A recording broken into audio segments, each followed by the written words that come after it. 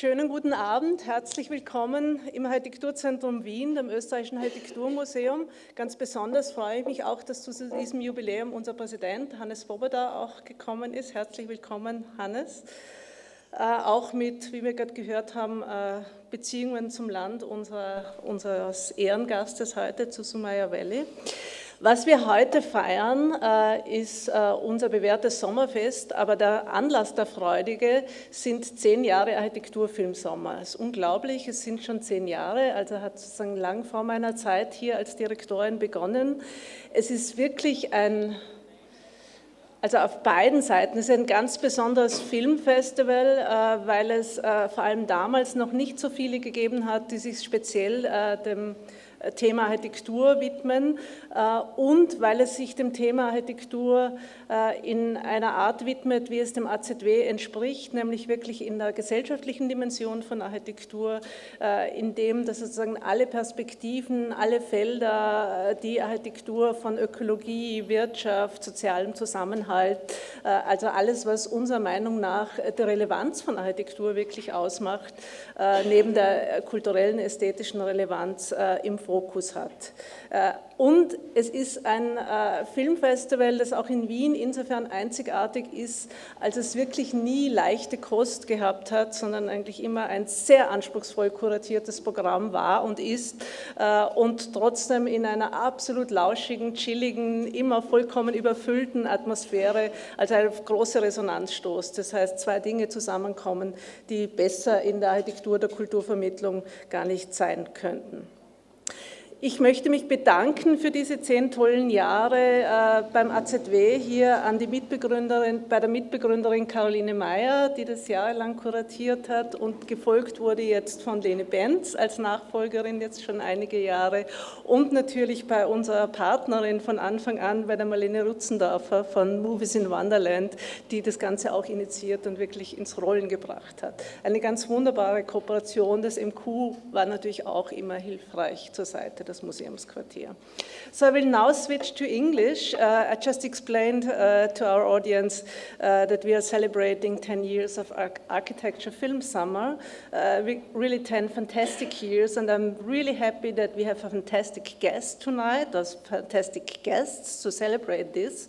First of all, Sumayya Vally from Counterspace, Joburg, so I'm really happy that you're here. Thanks for joining us, Sumayya.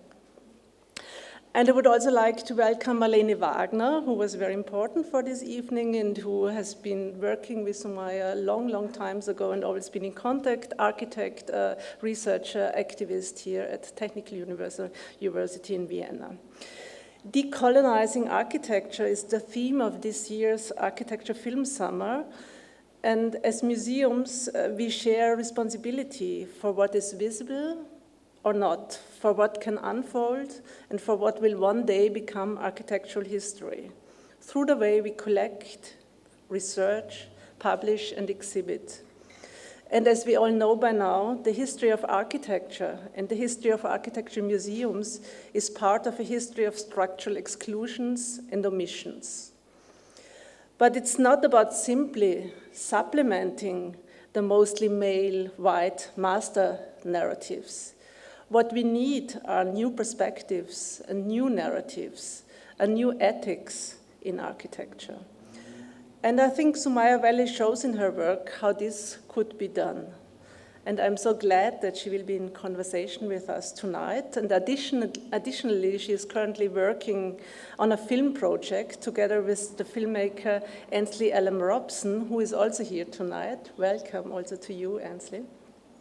So there are many points of reference tonight, and Sumayya suggested we tie the threads together, not in the form of a classical lecture, but in a series of conversations, and I'm very much looking forward to these different conversations, dialogues and multilogues we will have tonight, and I'm sure we will have an exciting evening all together, and then, of course, a roaring party, our summer party. Have fun.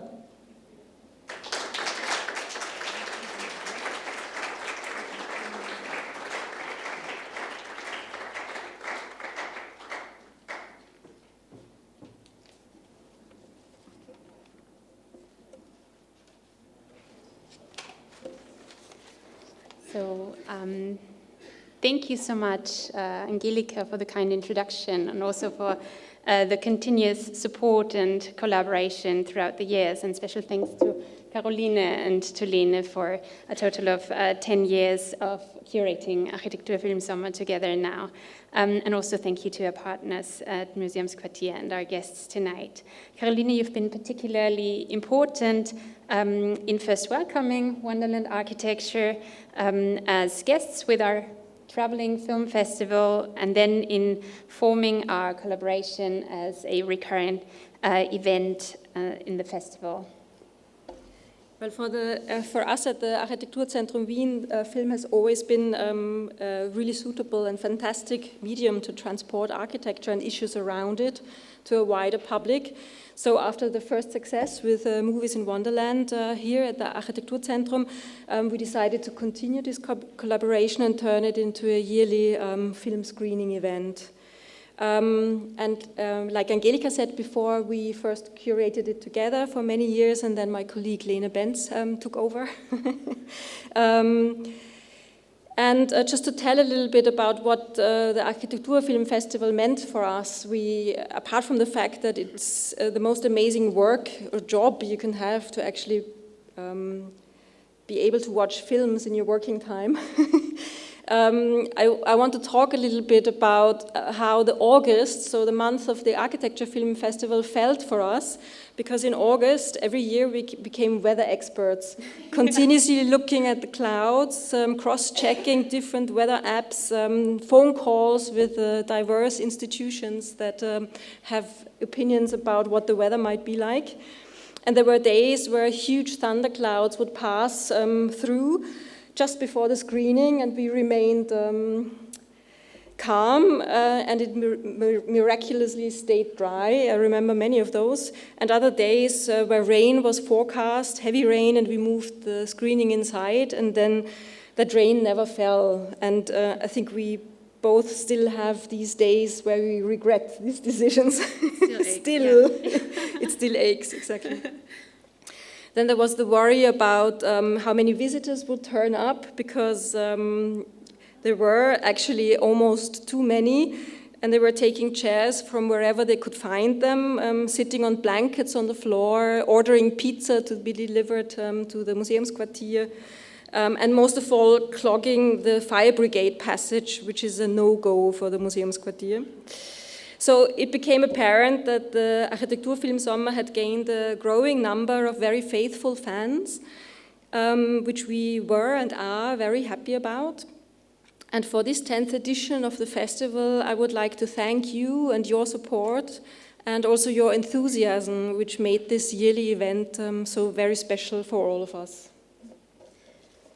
So when we first started the festival in 2013, we did this installation and actually moved into the Architecture Center with a group of international architects. So we wanted to activate this square in front of the Architecture Center, and then also use this kind of backyard to sleep there and have a co-living and co-working space. Yeah, exactly. So we're really happy that we could then continue with the festival throughout the years. And part of why we came up with the idea for this festival was to open the walls of the architectural institutions, as we believe that all of us have experience and as users and expertise, and we bring that to the table. And we would like to share counter perspectives and counter narratives to what architecture can be and how it can function. And at the heart of the festival is therefore this free entrance and open discussion with the audience, filmmakers and planners in public space. So each year we dedicate the festival to a specific topic that is then reflected in both the title and the program. From build justice and resisting architecture to editions that were connected to exhibitions that were running at the Architekturzentrum at that time, like Critical Care, Repairing the Future, or Earth Without Land, What Will Be Built on Tomorrow. In 2014, we started a yearly open call for films, which was very successful, both regarding the amount of submissions, but also the quality of the submissions. And we always aimed to have as many films as possible from that open call, while also choosing other films that would work well within the topic of the year's festival. And over the years, we had a number of great guests here at the Architektur.Film.Sommer, filmmakers, architects, urban planners, activists that joined us in the discussion that will usually follow the screenings. And for me, it was particularly nice to see that some filmmakers who had their first screening ever here at the Architekturfilm Festival then actually made their way successfully as upcoming filmmakers and artists. So there are recurring subjects and threads that we keep following, such as questions of gender and space, spatial justice, agency and accessibility, and civic activism, which we will also encounter in this year's edition on decolonizing architecture. And therefore, we're particularly thrilled to welcome Sumayya Vally as a special guest today for a conversation with Melanie Wagner, with both of you having worked on issues of land, architecture, and social activism, and to have Ainsley Robson with us for discussing the film project that the two of you are currently developing. So thank you so much.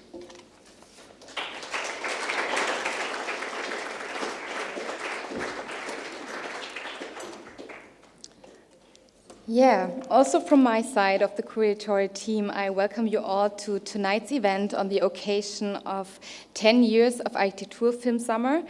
I'm very pleased that you have accepted our invitation to celebrate with us this jubilee. The first guest tonight is the internationally acclaimed architect and researcher, Sumayya Vally, from the Counterspace Studio. Before I kindly ask Sumayya to join us on stage, I would like to draw your attention on her impressive work with this introduction.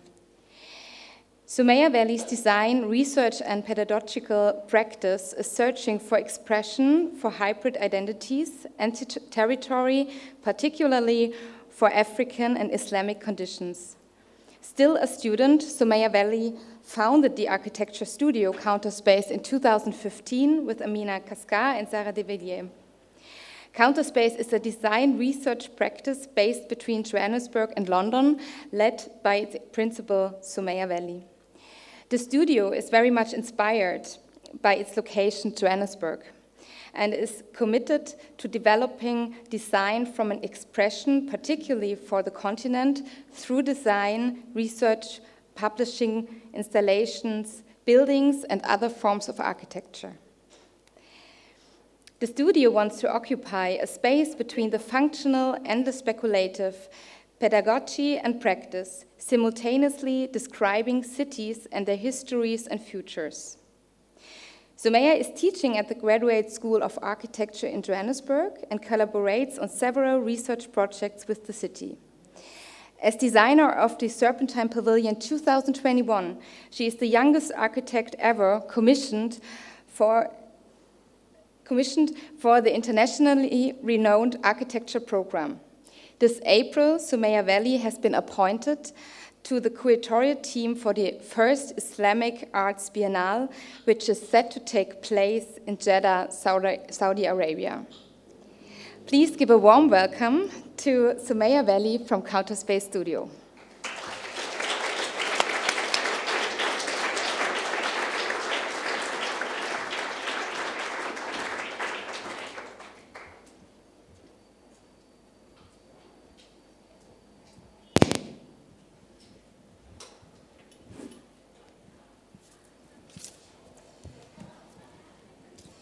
Sumayya, it's such an honor to have you here as our guest tonight. Thank you for coming to celebrate with us this jubilee, also to reflect with us the topic of decolonizing architecture. But before we dive deeper into this topic, I would like to begin this conversation with our work, with your work and design approach.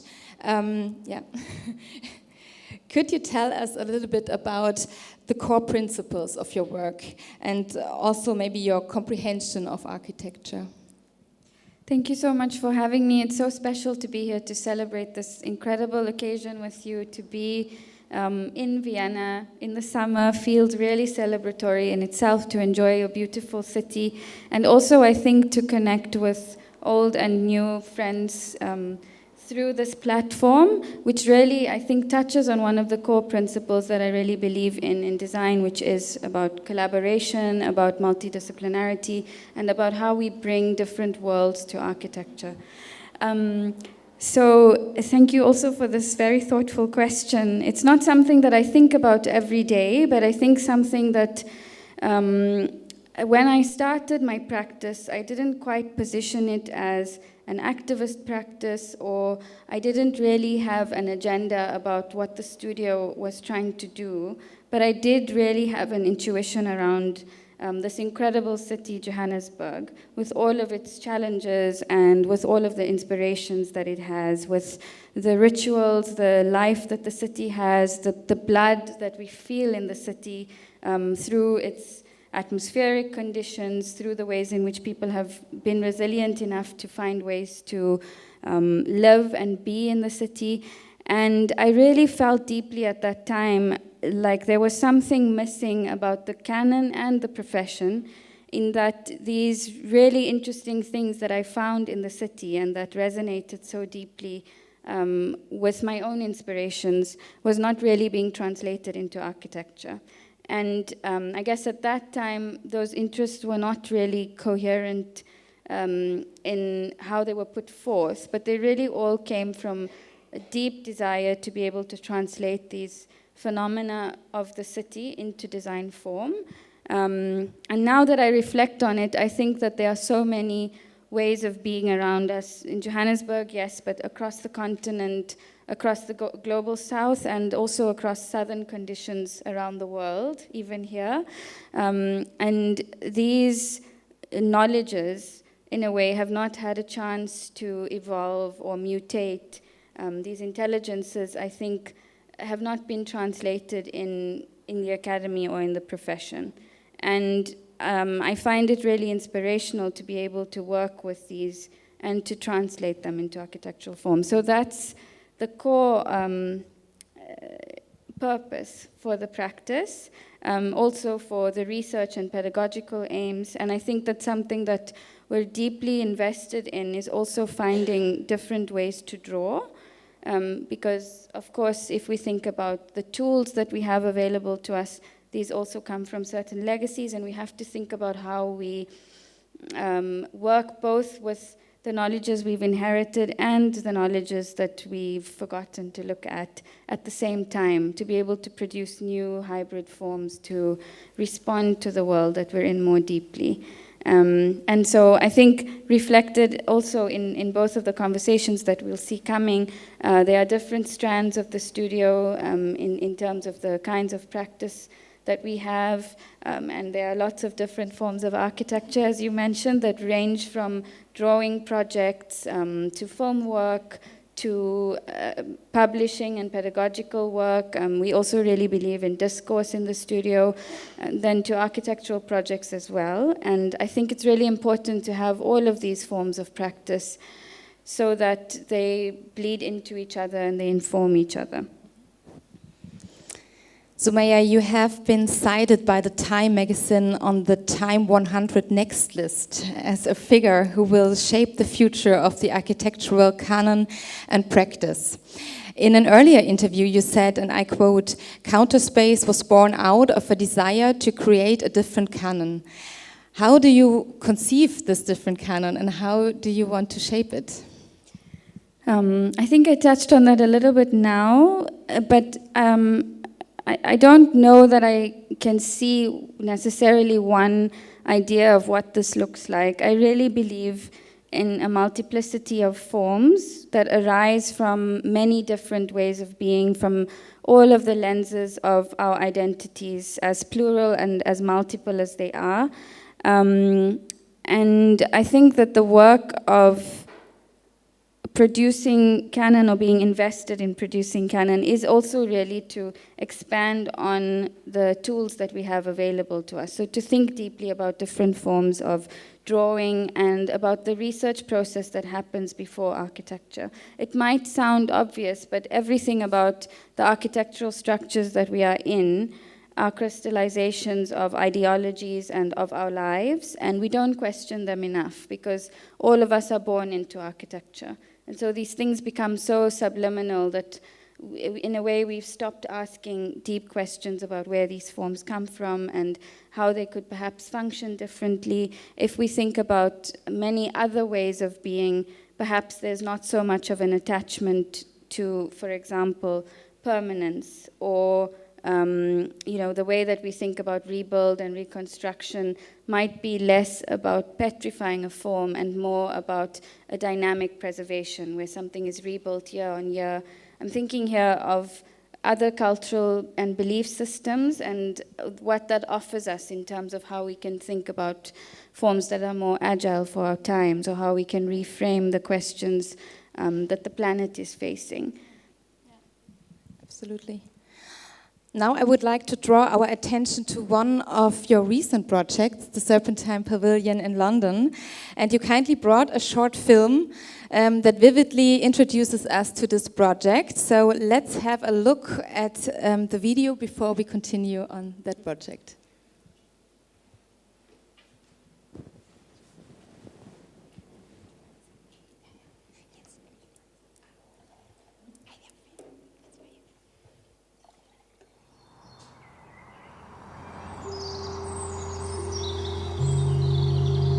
I'm Sumayya Vally and I'm the architect of the 20th Serpentine Pavilion. Counterspace is a design research practice based in Johannesburg, and we're focused on finding design form and design expression which brings together a multitude of voices from across the African continent and beyond. The idea for the pavilion originally came about because I was really interested in being able to express stories of place and stories of migration across London. London is a place of extreme hybridity. Everyone is kind of an insider and an outsider. We all embody that condition in different ways. I spent a lot of time when I first came to London at the Bishopsgate Library and Archive, and I worked through their pamphlet collection. I looked at events that were taking place around waves of migration that occurred in the city. The most important part about this pavilion for me is that it's conceived in 5 parts. There is the structure that we're sitting in now in Kensington Gardens, but then there are 4 other structures that are embedded in the city across London. There is a stage set at the Tabernacle in Notting Hill, the headquarters for the Notting Hill Carnival. There's a fragment at New Beacon Books in Finsbury Park, a bookstore that was one of the first in the UK with a focus on Afro-Caribbean and African diasporic literature. There is a seat at the Albany in Deptford, and then there is a fragment at the Valence House Library in Barking and Dagenham, and that will form part of a hub that's going to be a radio station. These spaces are also really important in how they function for communities, that people take care of each other's children, that women come together. Within all of these structures of gathering, there are moments of intimacy and exchange, there are moments for one-to-one conversation, but also the pavilion comes together to form a set of larger gatherings. I hope that when people come to this pavilion, that they'll feel the spirit of generosity that's embodied in so many of these places. As a response to COVID, I was struck by the generosity of bodies who actively hold these spaces. And so Support Structures for Support Structures was born to support up to 10 artists a year working at the intersection of art and ecology, art and social justice, and art and the archive, through funding, but also through mentorship and skills support. It really feels like a triumph to know that this pavilion has become a shared platform for so many voices to come together, and this pavilion is very much about embedding itself in London and about being able to fold London into the pavilion and the pavilion back out into London. And that was something that was at the heart of the intent of this pavilion from the very beginning.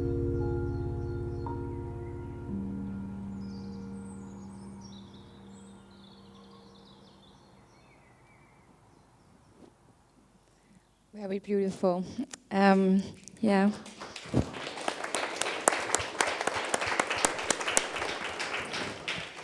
So what was the leading question you wanted to tackle in this project? What kind of architecture did you wanted to present in this context also? Yeah, so this is something, as I said, and I think you heard, Johannesburg is a place that I am deeply passionate about and have always felt like my practice is deeply rooted in Johannesburg. And when the pavilion is made, it is a manifesto of form for many of the architects, or a manifesto of practice. So I had to think really deeply, if my manifesto is Johannesburg, how does that translate into London?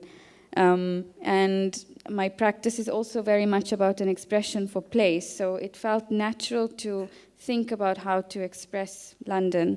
But then I think something that Johannesburg has given me is this desire to want to research and want to look at things that are beneath the city, underneath its layers, and also an interest in all of the other Johannesburgs that are somehow hidden in the imagery that we see of our city. And I think that that's something that we can all resonate with wherever we're from.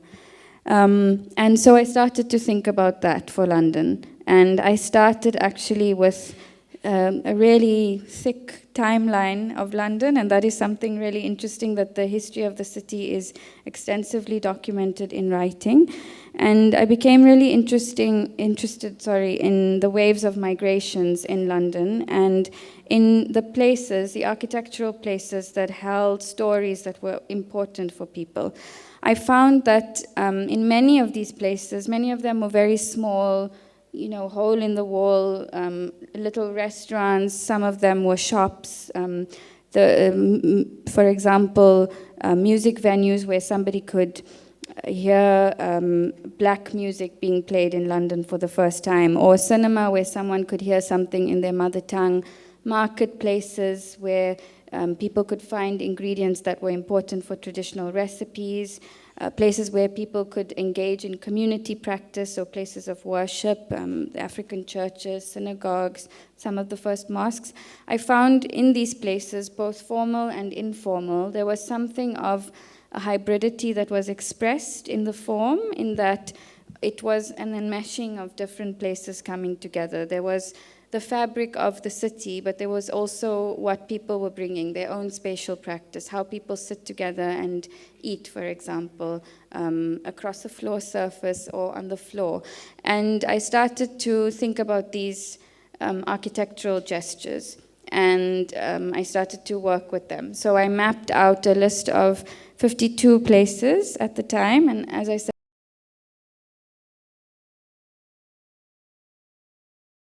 so I spent a lot of time also on embodied research, I guess, walking in many of these places and learning about them from being in the city. And then I started to work with mapping out these forms and then abstracting and translating them into a gathering space. So a symbolic folding together of many places to create gathering structures. And the way that the pavilion functioned, it's not always clear from the photos because we don't always see it populated, but it became a series of gathering surfaces. So there was no furniture that was brought in, but people gathered in many different ways. It was used for many impromptu performances. We hosted lots of workshops there. We also had an iftar, or a fast break ceremony, and one of the forms was actually inspired by a moment of people breaking fast around the time of the Grenfell silent marches in London, so that felt also like a real resonance. But the most important part for me about this research was also being able to work with the places that inspired the pavilion. And one of the integral parts, I hope, of my practice, or one of the ambitions of my practice, is really to bring different realms into dialogue, to push architecture as a discipline forward. And so there were these fragments of the pavilion that we placed in collaboration with these partner institutions in 4 places where the collaboration felt like it naturally lent itself to further collaborations. And more than just the forms, these became catalysts for events to happen over the summer, and now they're also continuing well beyond. We just launched, for example, a radio station in Barking and Dagenham, and we have an artist in residence there, Joe Nami, who's working on a program that collects stories from the community. There's also a program that we're running through Notting Hill Carnival that's opening at the end of this month. And so it's really become a collaboration between myself, these partner institutions, but also really importantly, the Serpentine, which in the London scene is also an arts institution that's of a specific caliber. Of course, their programming is really extensive, and much of my work built on the Serpentine Civic and Education program. So they really are special in that they reach many places, but it was also a way to bring these different realms that are operating in the arts into dialogue. Very interesting, and I think we come back to certain aspects later. First, I would like to open the panel for another guest. We are very pleased to welcome activist, researcher, and academic Melanie Wagner. Melanie is graduated architect based in Vienna. In 2006, she co-founded Build Collective, a non-profit organization for architecture and development. In collaboration with international NGOs and universities, as well as communities, she realized educational buildings, social and technical infrastructures, art and public space projects. Besides, Melanie pursues her doctoral studies mapping social architecture. There, her great interest lies in the connections of design and artistic research, participatory action, decolonizing theory and practice.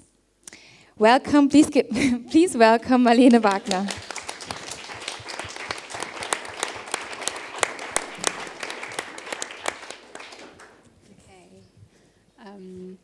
Welcome, Melanie. I think this is a great point to watch the second video you brought with us that was also produced in the course of the Serpentine Pavilion 2021. You have already mentioned your relationship to Johannesburg, and I think it's a brilliant video to discuss this afterwards with both of you.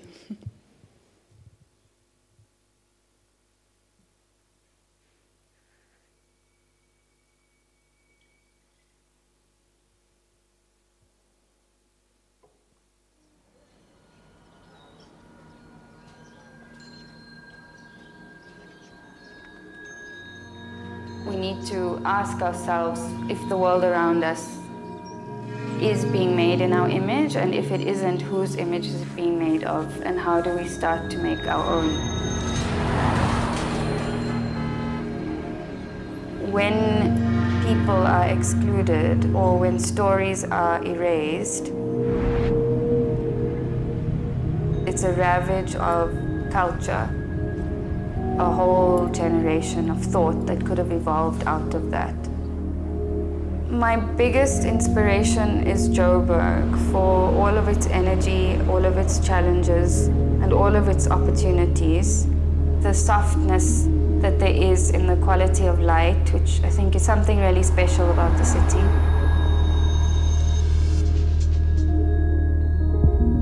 I spent big amounts of my childhood in my grandfather's store in inner city Joburg, and I vividly remember walking the streets of Joburg as a child and really being in love with it from a very young age. It is a place of so many other places, movements, cultures, and different forces. people have found ways to make the city home.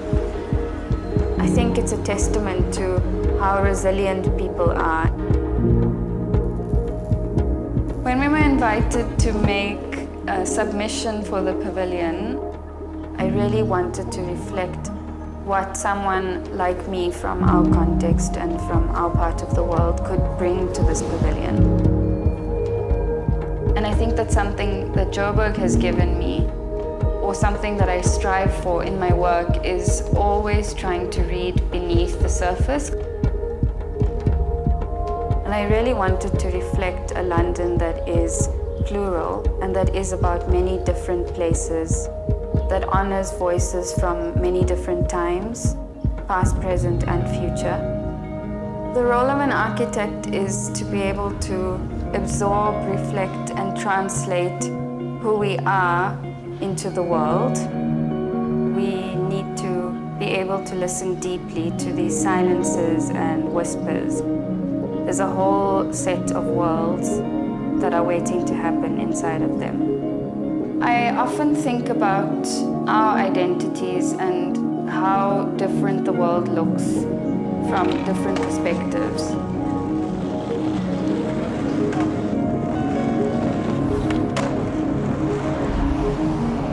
Our architecture is slanted in a very particular worldview that is very limited.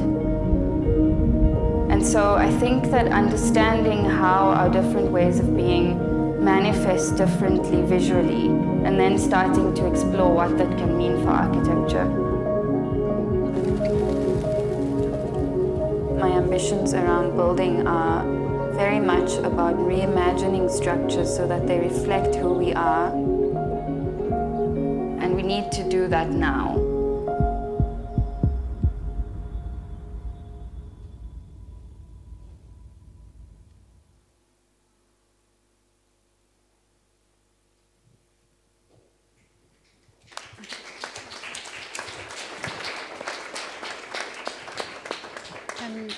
So I'd like to take this film as a transition to your conversation by asking you, Sumayya and Marlene, in what ways this city has affected and keeps affecting your work, maybe also citing specific works and your research.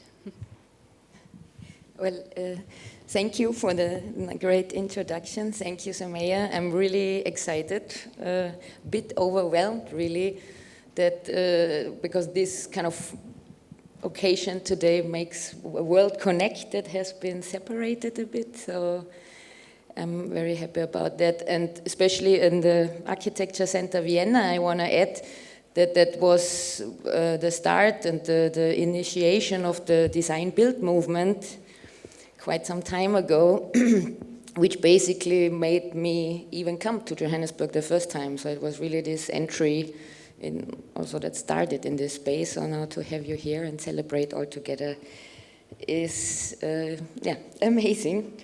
I think that maybe I'll talk a bit later, a bit more about design build, but basically a group of students, Austrian students, arrive in Johannesburg and crossing a whole continent to build, and to end up in a city where we lived through sponsorship in this rich area in the north, and then travel every day crossing the whole city to build the kindergarten in the south, in the townships, and passing this city, especially with a European eye of the imperial, polished, very rigid city.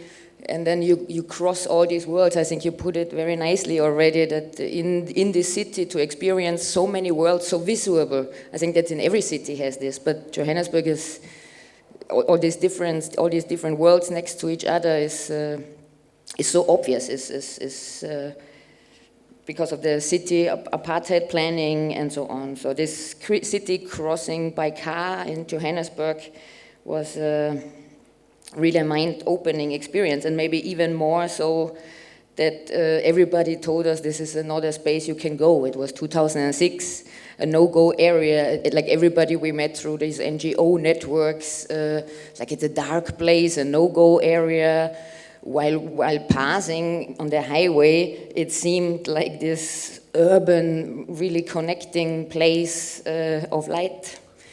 So even against all suggestions and so on, then at one day we just went to visit the city. And I also, it was really like associations of New York City and so on, and maybe, yeah, that's the most crucial thing to then actually go, and it didn't feel like New York City, but it really just felt so enriching and to experience this. So that how some people can look at the same thing and think it's something disgusting or something you don't want to go, and at the same time you look at it, no, it's so intriguing, it's so inspiring. I think this contradiction was really the hook in a way to also form a practice and move for 7 years, live for 7 years in this city. And what we chatted a bit today, also what I felt at that time, is also that not just the spatial configuration, but really also as if we were on reversed timelines, because Johannesburg post-apartheid, not anymore in the most rainbow power feeling, but still 2006 and in a transition, full of hope, of opening the city, of creating infrastructure for all. And at the same time, in Europe, there was this feeling that the European city is closing up. We start to monitor public space and so on, and it's like segregation starts to be a topic. While in Johannesburg, there was the idea to unbuild this segregation, so it was not just this spatial configuration and this white middle European person can't go there, this is impossible. So that was definitely also the arrogance part, but really also this intriguing that, okay, we're working in a way on the same thing, but in a reversed direction. So also this time component has been, very crucial. Yeah, I think all of those things also deeply resonant with me and for my practice. I'm just finding it interesting also that Malena said that Johannesburg has, in a way, a New York feeling, and I think it's often been called the New York of Africa because it really does attract migrations from across the continent, and that in some neighborhoods in Johannesburg is something that can really viscerally be felt and can very visibly, as Malena said as well, be seen. And so you really see culturally and spatially how these practices manifest, and although we do have enclaves for that different communities live in, and we also have the legacy of enclave urbanism that was very, very directed by apartheid, we also do have moments where there is a lot of hybridity, and I'm thinking of Hillbrow, Yeovil, and Berea, for example.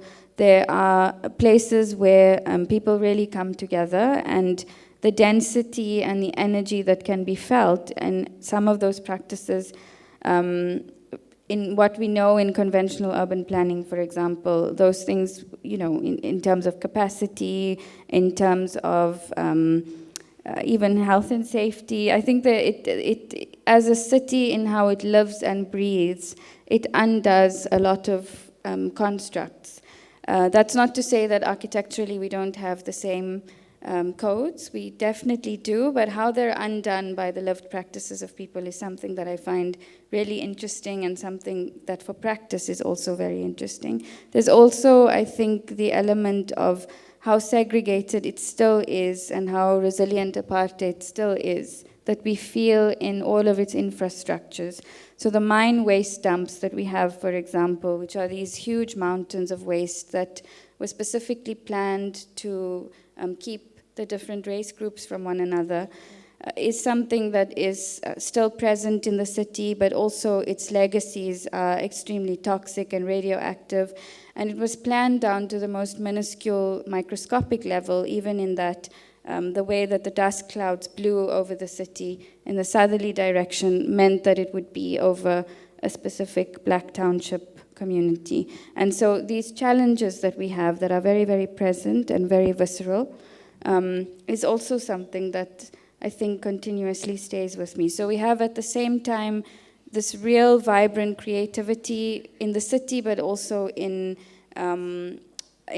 creative fields and creative practice. And at the same time, we have these really, really roaring tensions that we have to contend with. And those things together are things that I think force one to, it's like a call to arms or a call to practice, a call for response. Yeah, it's like at the same time it makes you see and feel the color and class line every day so much, and at the same time it blurs it. So it's really, again, this double perspective.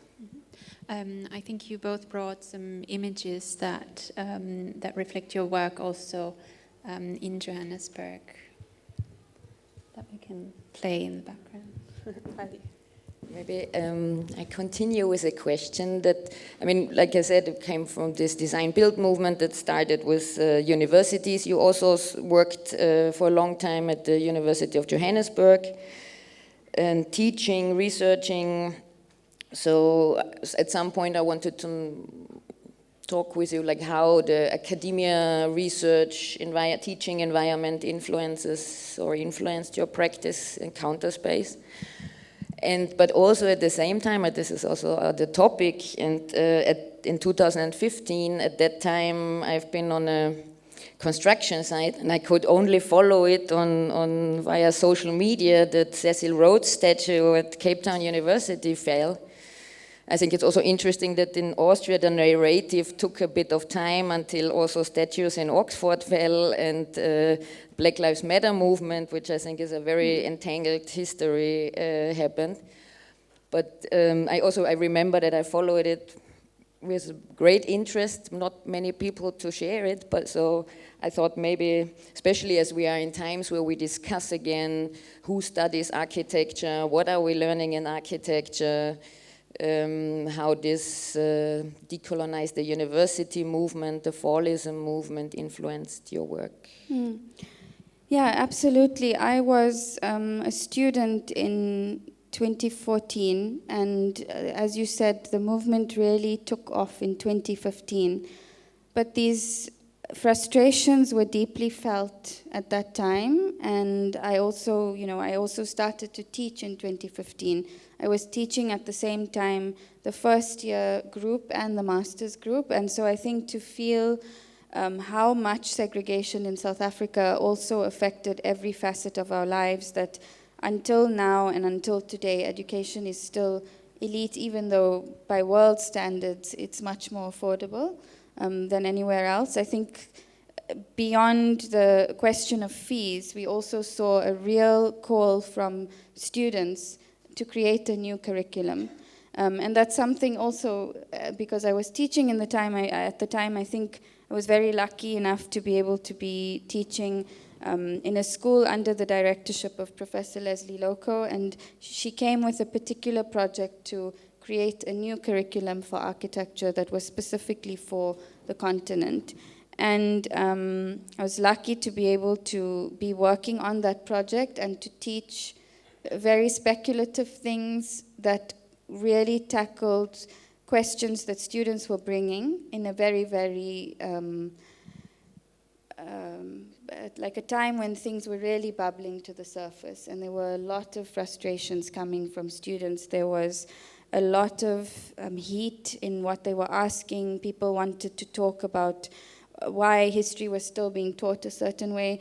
And I remember even reflecting on it at the time, when I was an architecture student, which was just the year before, we were still taught about our architecture from a very historicized, objective perspective. So we learned, for example, about the statues of Paul Kruger and so on, as if they were only for their formal value, which of course is important, but I think being able to contextualize those more deeply is something that now, of course, there's a lot of awareness about.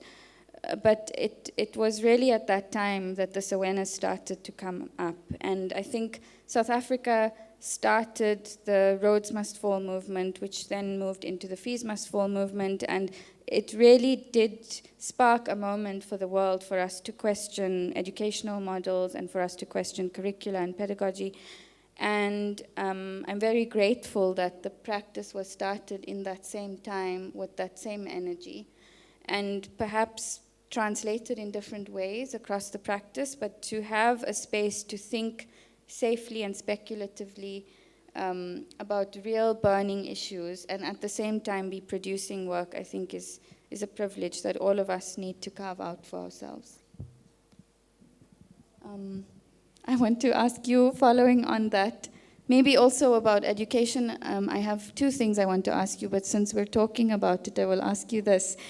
I know that you're working on your PhD at the moment, and I also know from our experience of working together that a lot of the ways that you work and the ways that you design are informed by being on site and making in real time, and that's something that I feel very close to, because I really believe in embodied research and in different forms of research, whether those come from an on-site engagement, or a listening to place through stories, or a collection of oral histories, whatever that medium is.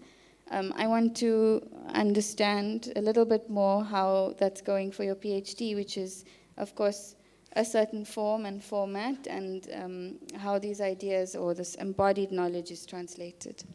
That's the thank you, the easy question. Maybe just, yeah, so of course it's about translating knowledges very much. Maybe just to go a little bit back, because the idea of my PhD is really to look at my own cultural archive, as what the work we produced was in a non-profit organization, Between the Worlds. So it's also a lot about translating between worlds.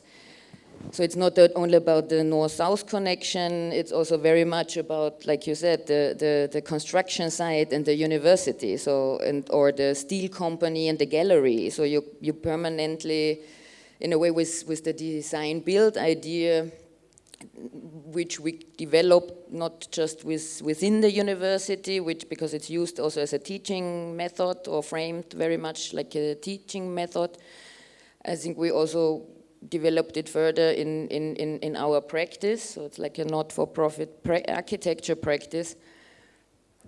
But that also, in a way, guided this way of doing architecture, which I think has connected so many different places. You intersect class, race, and so on, of course from a very difficult position, maybe, as one could say, from a neo-colonial position, going through the development discourse somewhere else and building.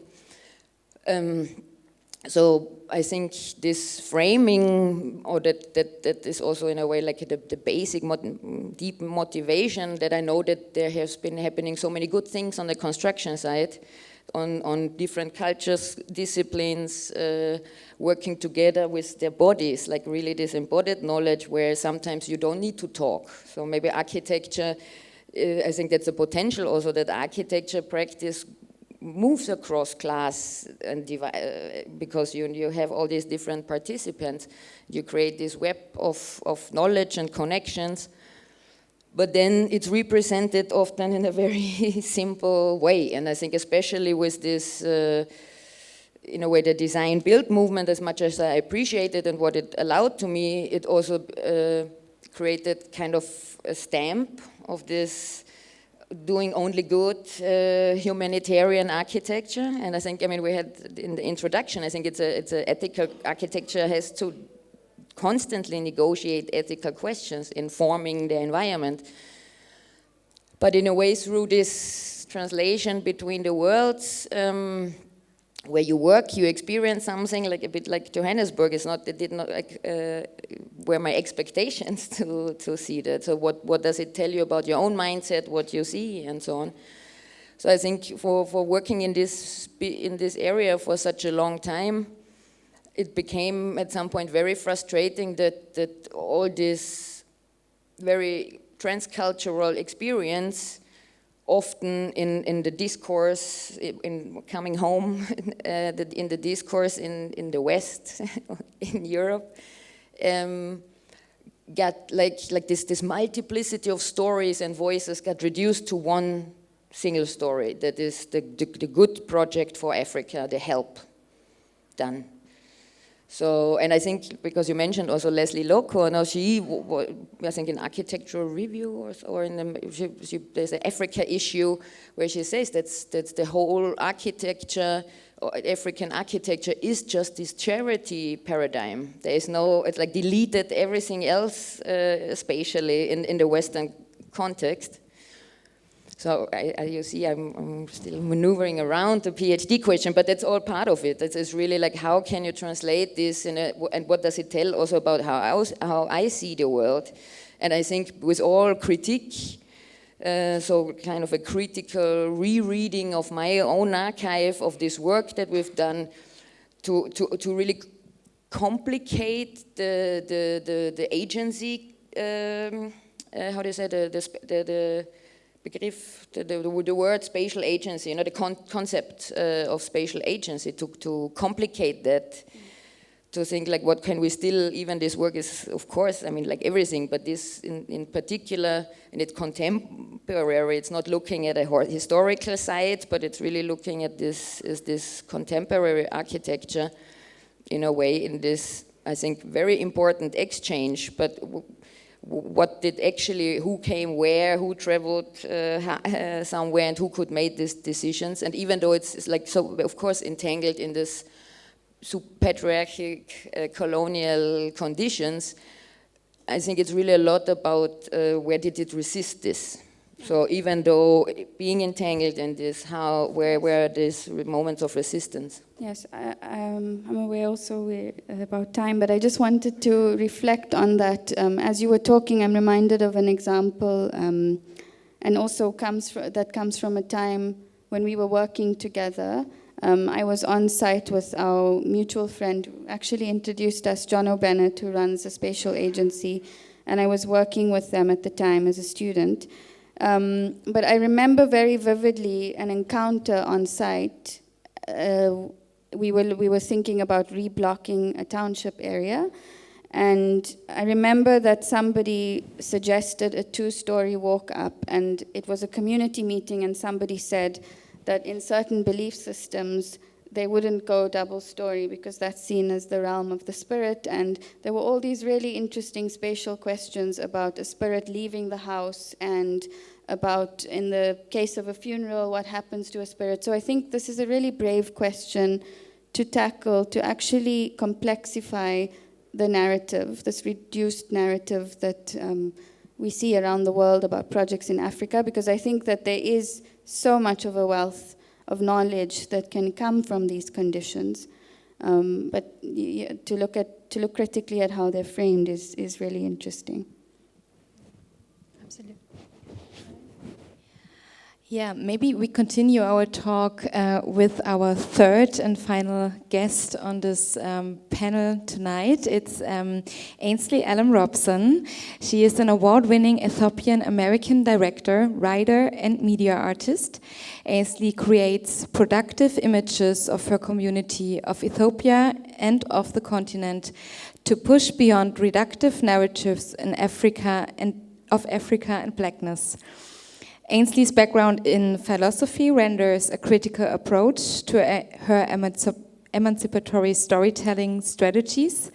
Through a transcultural, feminist, and first-generation American lens, she crafts stories focusing on narratives that deconstruct identity, hierarchy, and colonial legacies.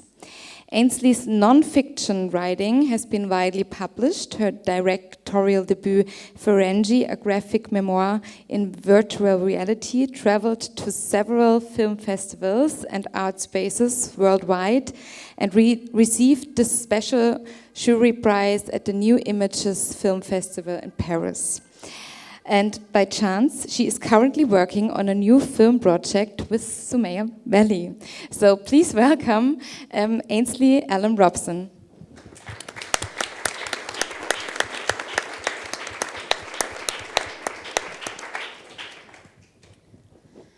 Welcome, Ainsley, and thank you so much for joining us. you brought us a trailer of your previous film, Verhandelt, that Lene also mentioned, in which we can see your approach to film and space. So I would suggest that we start with this trailer.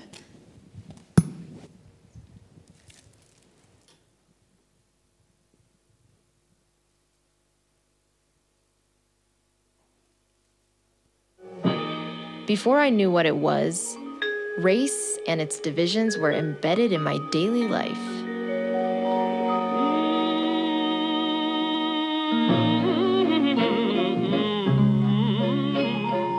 No one at school or at home looked like me.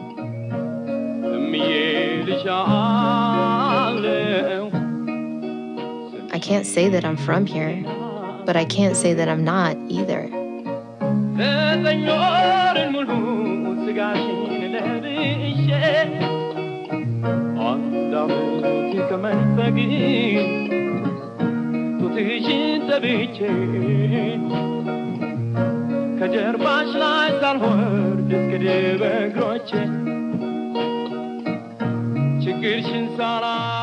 What is home?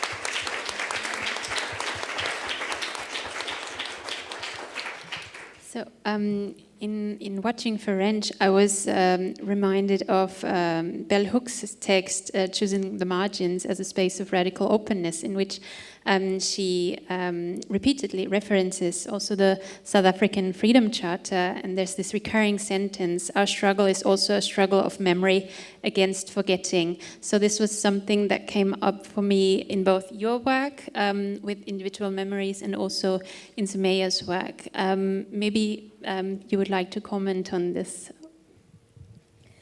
Well, first of all, thank you for having me here. It's really an amazing honor to be here with all of you.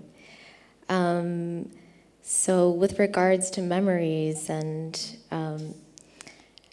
I think for me, growing up in Cleveland, Ohio, as an Ethiopian American, I didn't really have much access to learning about my history or my culture outside of the immediate spaces of my home and the Ethiopian restaurant that my parents happened to have.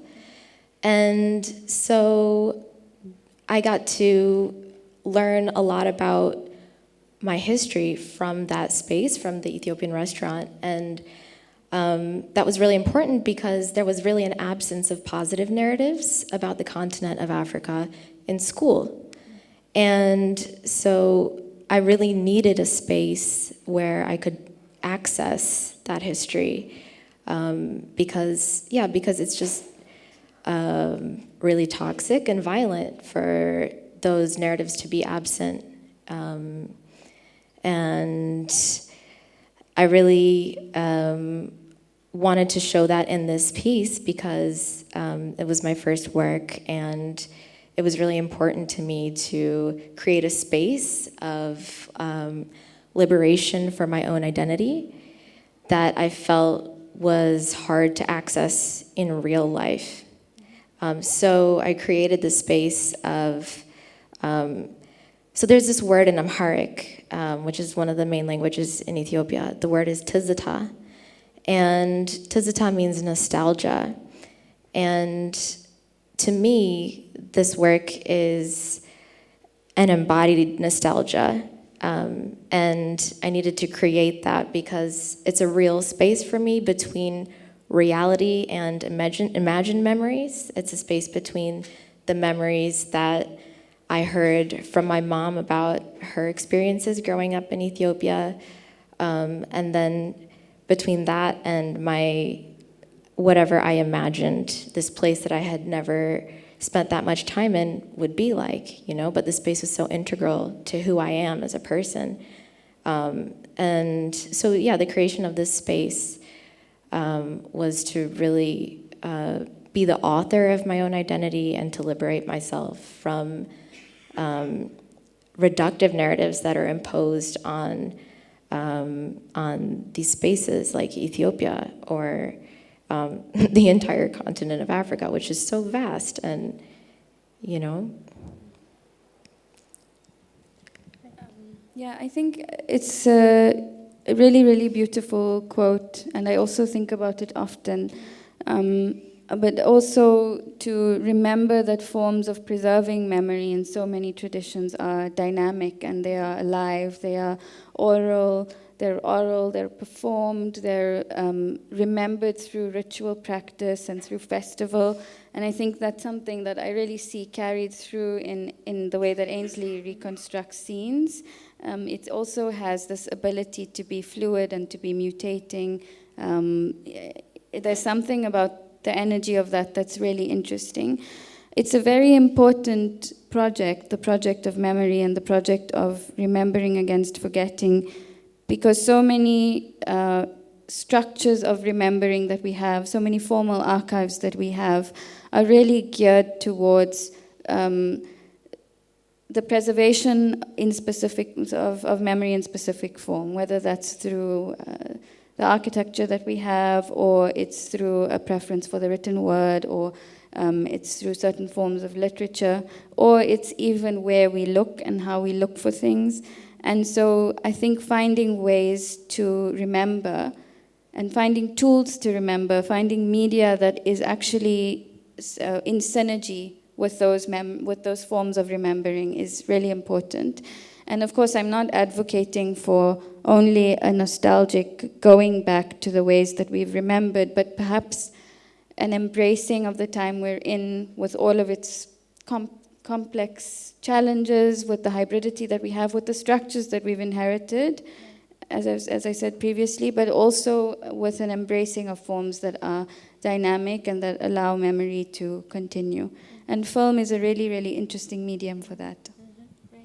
Yeah, this brings us to your common film project that you're currently working on. Could you give us just a little insight into the subject of the film project, and it is connected to your Serpentine Pavilion project as well? Yeah, so Ainsley and I met during the pandemic, and I think that there's something also interesting in having found different ways to work together through a digital medium, but also through remote working and conversations that happened in another, almost, I thought of it almost like, without romanticizing it, because physical presence is also very important, but it did have something akin to meeting on another realm for this particular part of the research work around the Serpentine Pavilion. And we worked with reconstructing the list of 52 places that I mentioned. Some of them exist, and we're actually in London at the moment documenting together some of the places that exist, and Ainsley's working on translating those. But other places no longer exist, and this is also a challenge. But through the form of the film, we really bring them both together in the same realm. So in a way, it's a bringing back of these memories and placing them, or bringing them into the present realm with places that also exist. Many of them through the process, or not through the process of making the film, but while we were making the film, have also come under threat. One of them is at risk of being closed down. New Beacon Books that I mentioned also almost closed down last year, and we had a huge funding drive. Actually, it's thankfully living on still. But that also, I think what that points to is the fact that we are not protecting these knowledges that are embedded in place. And the importance of this work is also to highlight these spaces. And again, I think we're not advocating for a static preservation of these places, but we are saying, how can we look at them carefully so that in the creation of new developments, we don't kill them, which is, it feels inevitable, but I think it's not. I think we kill places because we're conditioned to, And if we listen deeply to what's on the ground, I think we can find ways to evolve that bring together development projects and still let the heart of the place live on and evolve and thrive. Yeah. And I just wanted to add quickly about the point of not only looking backwards with nostalgia, but so the idea of photogrammetry, the concept of photogrammetry, in which you capture space and can create basically what you've seen, these 3D point clouds out of them. I think that's also conceptually really interesting because it's a process of literally reclaiming spaces and then bringing them into a narrative of your own design. So I think that is really important for both projects, you know, also for those spaces in London that have been threatened. Right. I wanted to maybe also just touch on the theme that's brought about in this film, because I think through the research we also found that these places were all deeply connected. And I think they're all in different neighborhoods, but across time they were connected through solidarity, they were connected through community effort. In some places, for example, they were publishing projects that were related to other spaces. People had a network across these spaces. And when we look at neighborhoods in isolation, it's very difficult to see that network.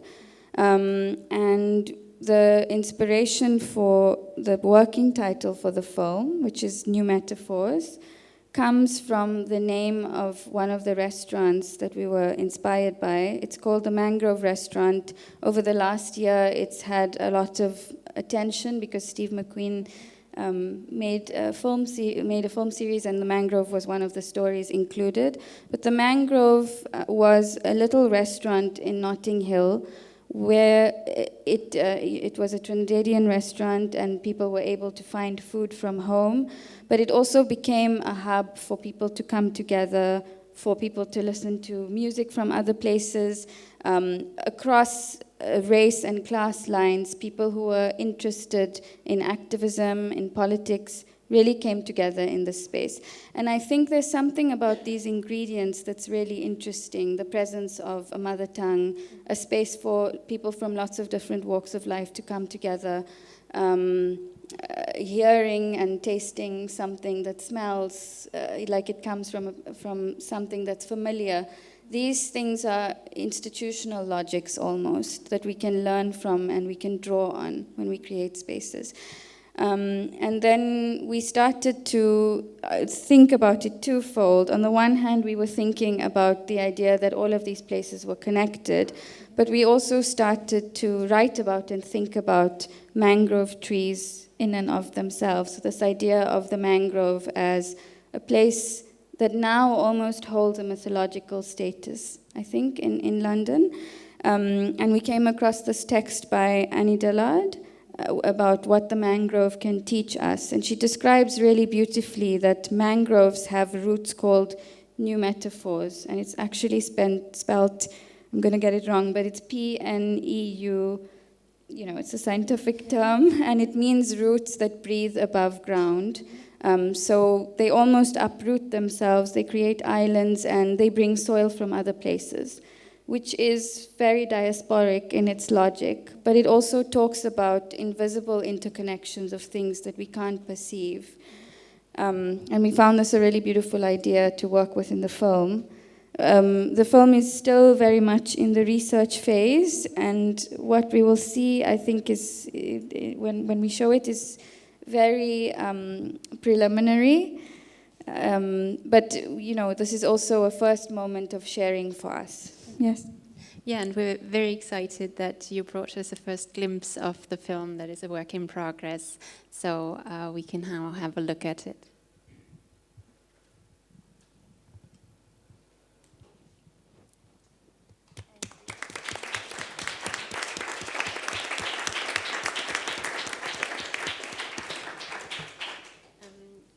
I think You have both cited archaeology as part of your method in working. Could you speak about the method you use for creating this project? I think, Ainsley, you just were doing a set of interviews also for this, and it seems to me like these places form, as you say, a network or an archipelago of these counter-narratives of individual stories that are connected to history. So yeah, maybe you could tell about. Yeah, well, I think this process of scanning them using photogrammetry really allows you to see them as fragments of a larger story. And they are imperfect fragments intentionally, because the spaces are, yes, they're literal restaurants, bookstores, but what is happening is also, I think, if you abstract it, you can see that it's part of this larger narrative.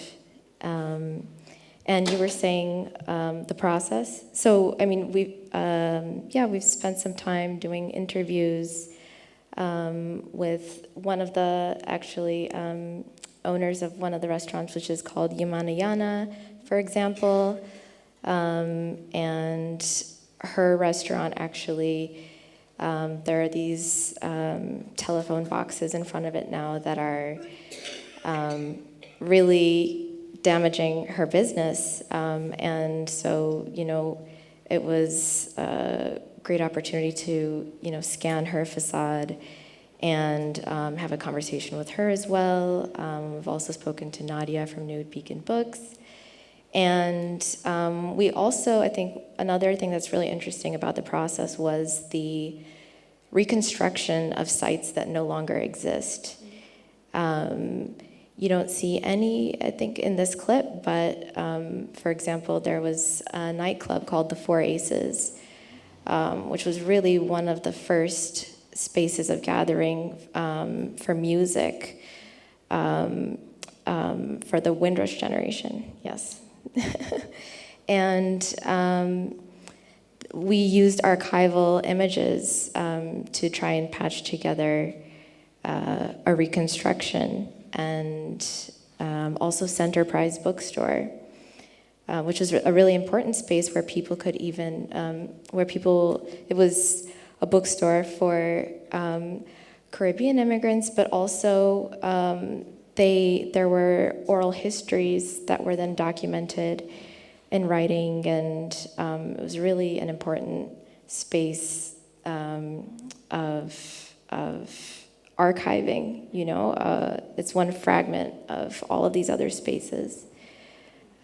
So yeah, it's exciting to put them all together with this unified visual aesthetic of fragmentation.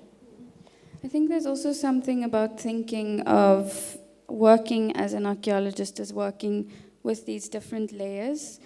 So there's the physical fragments, there's the documentation we can find in history, and then there's also social stories and things that exist in people's memories. All of them, in a way, are versions of truth, and we have to work to piece that together. And I'm not suggesting by any means that there is one version of truth, but I think that there's something interesting to think about these fragments as being really potent with information that's waiting to be transformed into something. And in a way, I think that architecturally, my work also really works with this interest, and that's not to see archaeology as only a reconstruction of history, but also a framing in the present moment of how we see that history.